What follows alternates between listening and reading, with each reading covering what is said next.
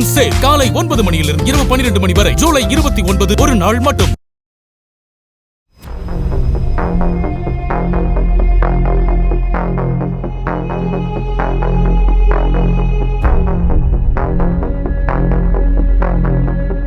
திருத்தணியில் பட்டப்பகலில் முகத்தை கைக்குட்டையால் கட்டியபடி டீ கடைக்குள் நுழைந்த இளைஞன் ஒருவன் அங்கிருந்தவர்களிடம் செல்போனை பறிக்க முயன்றதோடு வெளிமாநில இளைஞனின் தலையில் கத்தியால் தாக்கிய சிசிடிவி காட்சிகள் வெளியாகியுள்ளன.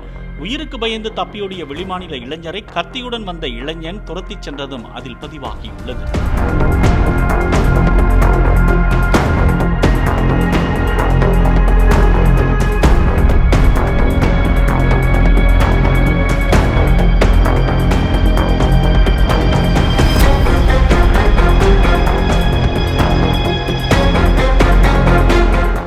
மூன் சேல் காலை 9 மணியிலிருந்து இரவு 12 மணி வரை ஜூலை 29 ஒரு நாள் மட்டும்.